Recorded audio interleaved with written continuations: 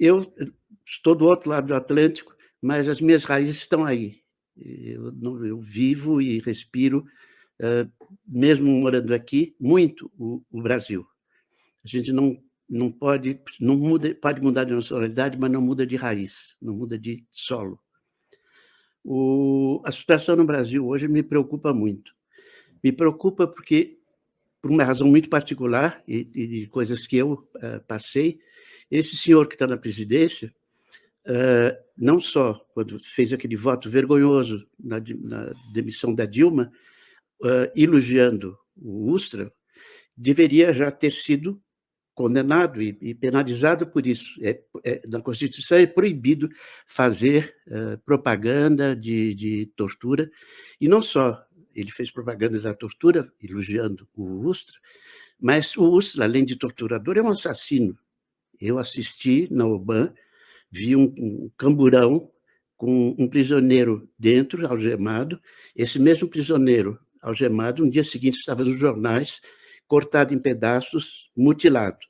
E ele não pode ter saído do camburão, lá de dentro do DOI-CODE, e se encontrar no dia seguinte, na primeira página do jornal, se ele não tivesse respondido, não tivesse dado ordem para fazer isso. Eu acho um escândalo que um presidente faça o elogio dessas coisas, promova esse assassino e torturador vergonhoso que me torturou pessoalmente, e queria realmente mostrar que o Brasil não pode eleger esse homem, que não é um homem, é um monstro, é uma coisa deformada, uma tragédia. Eu estou muito preocupado com a situação brasileira. Eu sou anarquista, não gosto muito de eleição, posso confessar para vocês. Mas nessa hora que nós estamos agora, escolher entre o regime que vai acabar de destruir o Brasil e um outro que é democrático, aberto, livre, etc., eu acho que nós temos que fazer escolha clara e nítida. E agora, porque depois não tem mais tempo.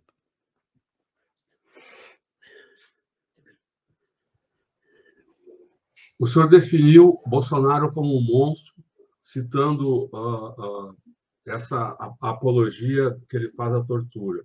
Que outros elementos o senhor tem para essa definição? O que é um monstro?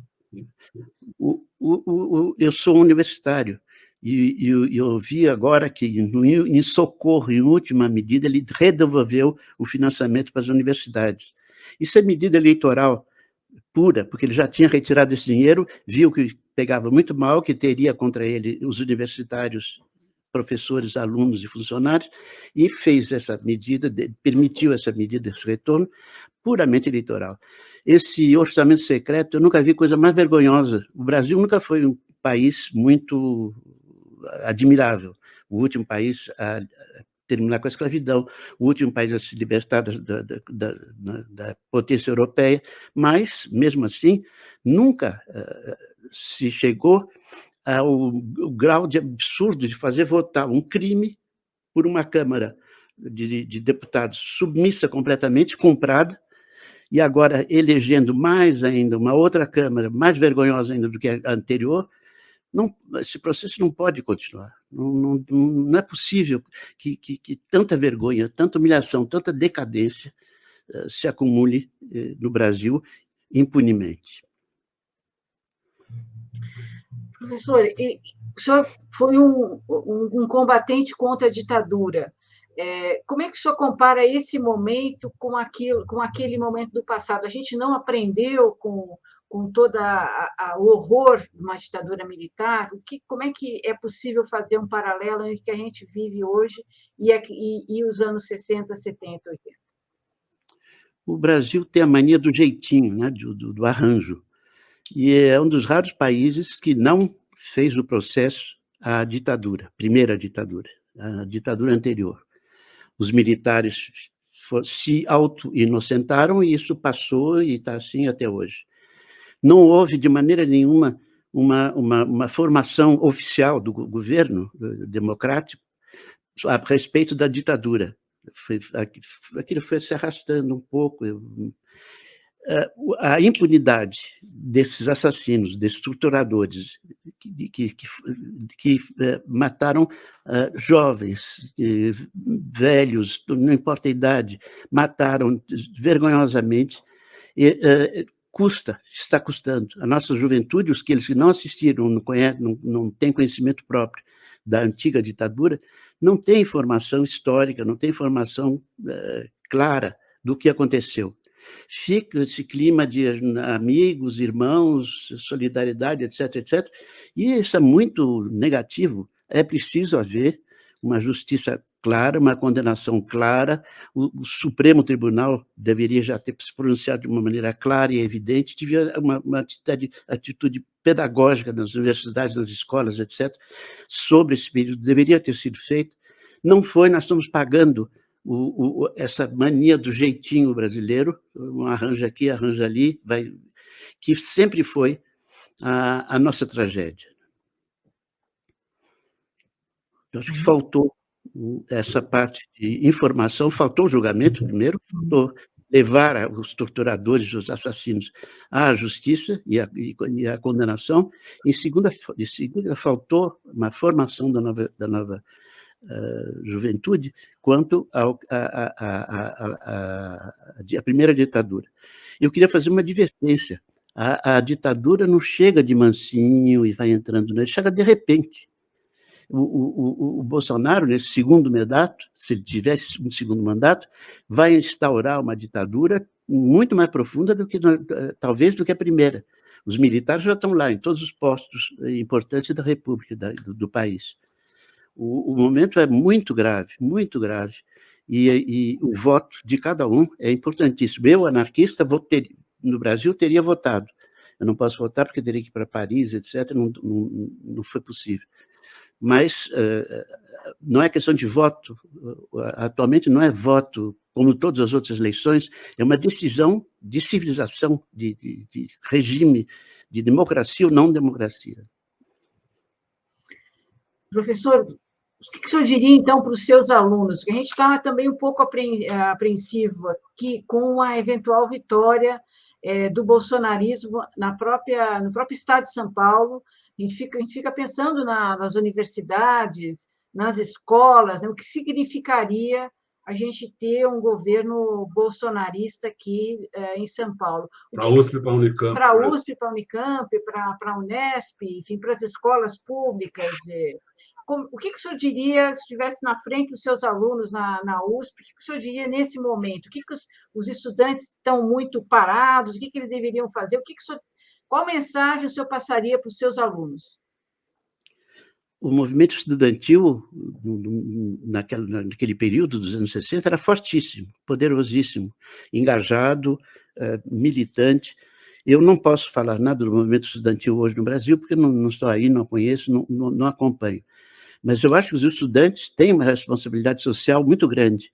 Eles pertencem, os estudantes universitários, pertencem a um grupo que foi selecionado pelo país para ocupar e ser responsável por muitas posições sérias dentro do país.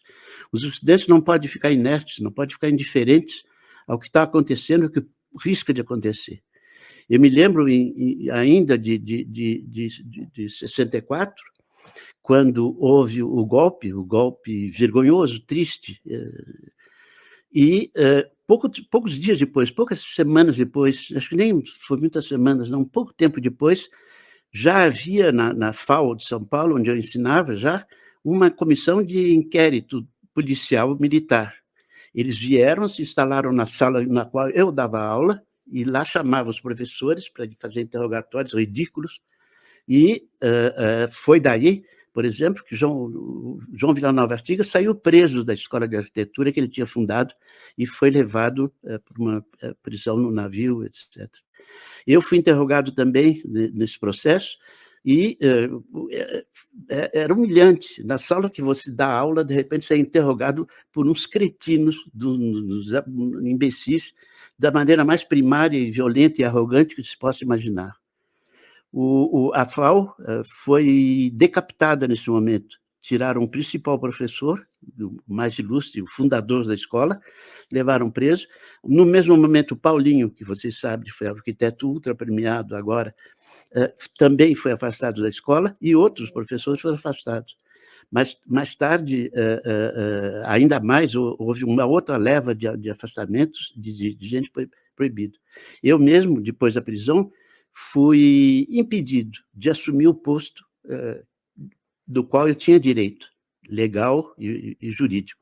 Armaram um arranjo lá jurídico totalmente falso, e eu, por isso que eu estou aqui no exílio, por isso que eu estou aqui fora do país. Eu não tinha mais nenhum trabalho possível no Brasil depois que eu saí da prisão.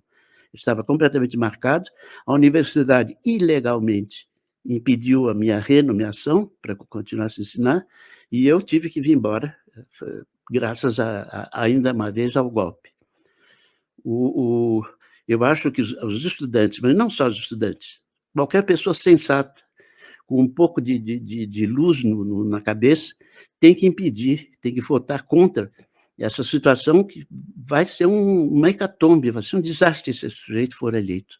O Brasil agora vive um momento seríssimo. Votem e votem no Lula, por favor. Tirem esse homem do poder. Essa seria uma maravilha que vocês do Brasil fariam pelo mundo, porque a direita, a extrema-direita nojenta, está cada vez mais avançando no mundo todo. E é um dever nosso frear, bloquear esse avanço da extrema-direita.